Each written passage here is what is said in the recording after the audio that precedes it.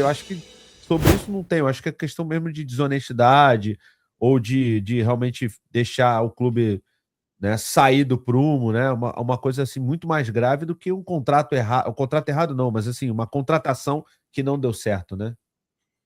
É bom também falar isso. Vamos lá, ó. Eu acho, deixa eu meu 2 minutos Claro, de claro, prosa claro, aqui. claro. Eu acho que com contrato de jogador, cara, é quase impossível fazer isso. A única possibilidade é, de repente, achar um problema em comissão de empresário, mas, cara, isso aí especular não cabe aqui nesse canal, nem, enfim. O que dá para discutir, o que aí pode ser discutido, mas é também um processo que precisa de uma auditoria, não é o que eu acho, é a questão de contrato de direito de televisão, contrato de patrocínio, mas lembrando que isso passa pelo Conselho Deliberativo, pelo Conselho Fiscal, não é assim, o cara vai lá e assinou. Existe, antes de ter a responsabilidade na pessoa física, tem todas essas barreiras que o clube impõe normalmente. Contratos que só oneram o clube de jogador, isso não vai acontecer nunca.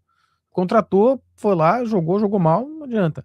O que pode ser identificado, mas aí não vai acontecer de uma punição da pessoa física, por exemplo, contratar um jogador que teve o exame médico mal feito e contratou um jogador que descobriu-se que tinha um problema físico.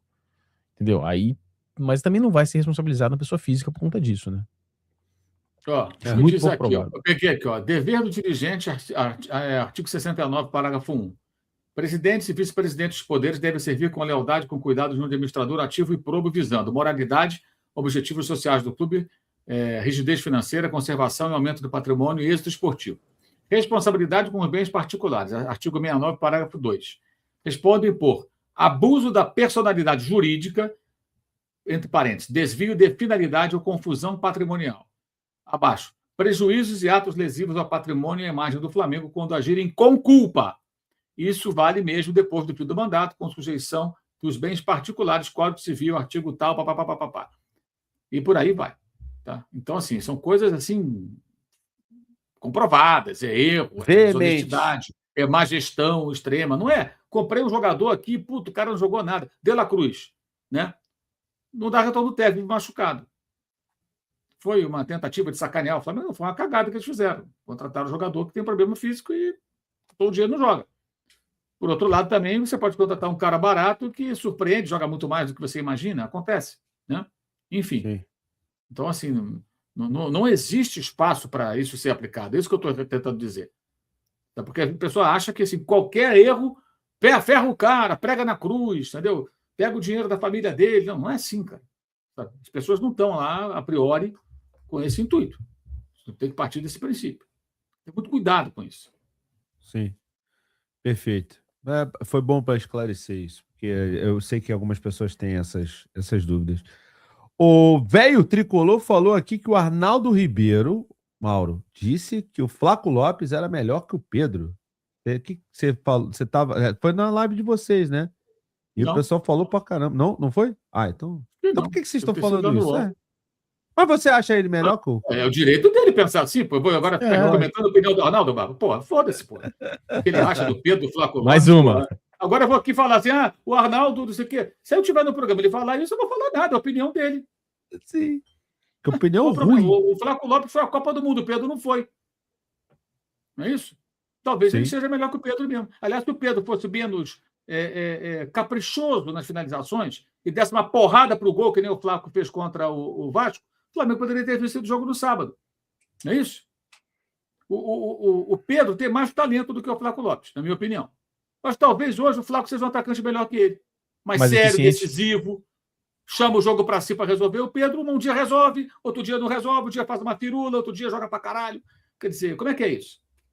Entendeu? Não é nenhum absurdo, não. É uma opinião que a gente tem que respeitar e acho muito, até bem razoável. Minha opinião, eu acho o Pedro mais talentoso. Mas nesse momento, talvez fosse melhor você ter o Flaco do que o Pedro. Você pega, o time do Flamengo consegue produzir alguma coisa. Acabamos de falar sobre isso. O Palmeiras, como disse bem o Fabrício, muito pouco. Cruzamento, bola longa e tal. E o Flaco, nesse ambiente de pouca criação, digamos assim, embora tenha colegas capazes de criar, ele vai lá e resolve. Como seria o Pedro nesse time? Para pensar. Né? A gente já viu o Pedro encaixotado várias vezes com muito pouca participação no jogo. Exato. O talento do Pedro é uma coisa, o que ele executa é outra. Eu acho o Pedro um jogador que produz muito menos do que poderia por justamente esse comportamento. E no ano passado, quando o Felipe Luiz chutou o balde, foi porque a tampa estourou. Foi isso que aconteceu. É isso que aconteceu. É quando a gente fala isso, que é uma crítica absolutamente construtiva, tem gente que persegue, que não gosta. Cara, eu não sou aqui torcedor com microfone, foda-se. Eu sou jornalista falando como jornalista. E eu acho que esse é um jogador excelente, para mim ele é o melhor 9 das Américas, em talento, capacidade técnica, recursos, mas que ele não explora tudo. O gol que ele perdeu quando estava 0-0 no sábado é um absurdo, gente. Aquele chute para fora, dando uma raspada na bola. Aí tem gente que fala assim, não, mas ele tem um combo, ele é assim. Não. Cara, corrige isso, gente. Muda. Sempre está em tempo. Caramba. Qual a dificuldade de, chutar de forma objetiva? Eu nunca vou esquecer o mata-mata com o Estudiantes. Vou repetir, já falei outras vezes. O primeiro minuto, o Pedro tomou a bola, fez 1-0. Aos 8 minutos, Varela cabeceou 2-0. Aos 13 minutos, ele saiu na cara do gol, deu um corte. Ele joga para burro, cara. Deu um corte, assim, tchum, passou o zagueiro e o Muslera, o goleiro uruguaio, o frangueiro lá da seleção do Uruguai, que é o goleiro dos Estudiantes. Né? De vez em quando ele pega umas bolas. Os dois caíram assim para o lado direito. O gol todo se abriu. É só rolar no canto. Ele podia até fazer aquela roladinha que ele gosta, né? Sem bater com força. Ele chutou no canto do goleiro, tentou fazer meio no contrapé. Porra, o cara perdeu o gol. 13 minutos.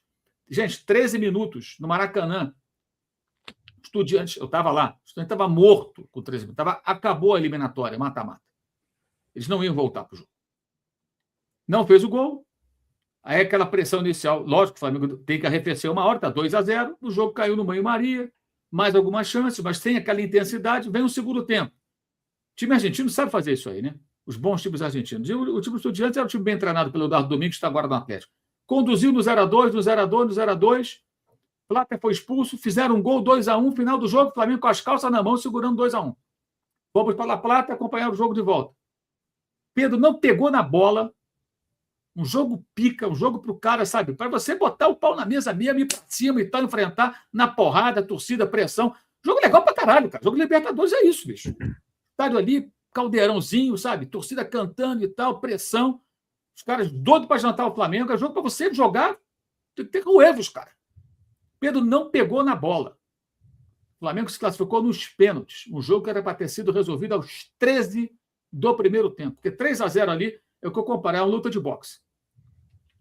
O cara tomou uma porrada, duas, cambaleou, derruba, senão ele pode virar o Rocky lutador do filme, entendeu? Apanha 5, 6, 10 rounds, ou ele te dá uma porrada e ganha a luta. Quase foi nocauteado pelo Estudiantes. Não teria penta da Libertadores, tá?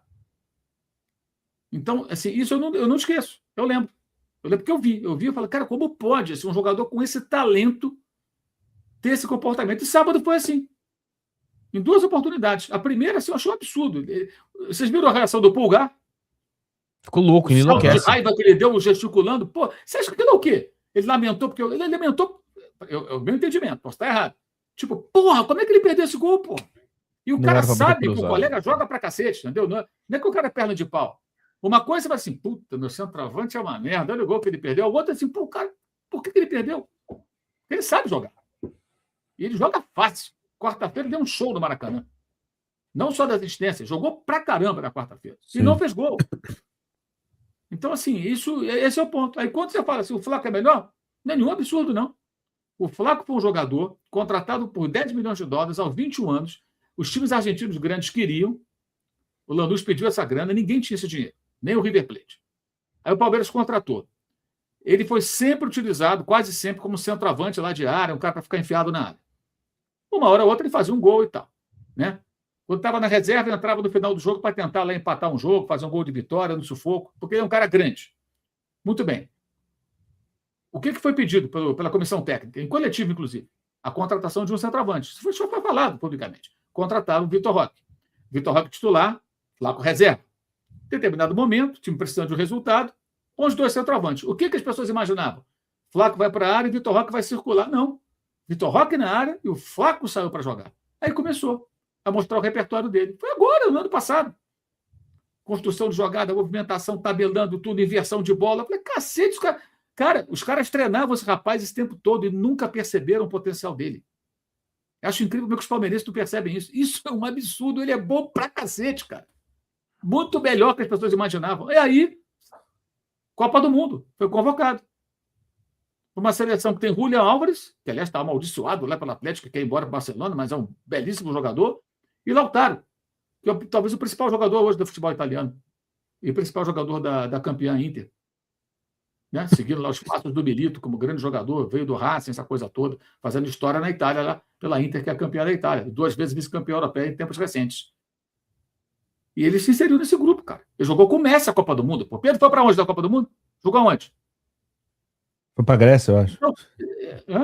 Cara, eu quero dizer o seguinte: o rubro-negro, essa sua reação, Barba, é típica do rubro-negro que não olha muito para o geral. Que só olha para o próprio time e acha que o Flamengo é bom para caralho, tudo é uma porcaria, é inferior. Então parece um absurdo imaginar que o Flávio seja melhor que o Pedro, mas não é um absurdo, não. Não, a minha reação foi. Eu só respondi. Não, você ficou espantado. O Arnaldo falou, e aí, o que você acha? Não, você ficou espantado. Você ficou espantado. Então tá e agora, depois de tudo que eu estou falando, você está vendo que não é absurdo. O que o Arnaldo falou é uma opinião muito respeitável. Seja dele, sua, do Fabrício, de qualquer um. O Flávio é um tremendo atacante e talvez faça uma grande carreira maior do que a do Pedro. Ele é mais novo, pode ser que ele vá lá para fora, que ele brilhe e tudo mais. Aliás, é um jogador que o Palmeiras vai ter que fazer força para segurar na hora que os caras quiserem levar. Ele é um ótimo atacante. E o Pedro é o mais talentoso. Mas, infelizmente, para o Flamengo e para ele não usa todo esse potencial. Mas tem gente que se conforma. Fala assim, não, ele tem esse... É que nem o Gabriel. Eu falo, cara, como é que ele não chuta com a direita, gente? Mas é um combo, o Gabriel é assim. Porra, cara, ele é um atacante profissional, porra. Treina o chute com a perna direita. A bola cai na direita, tem que ajeitar o corpo para chutar, não finaliza. Quantas vezes vimos isso? Até hoje você vê. Ele outro dia perdeu um gol pelo Santos contra o Vasco, porque estava na direita. Cara, nem que se chute de bico, cara. Mas, cara, chuta pro gol, faz o gol. Não acontece.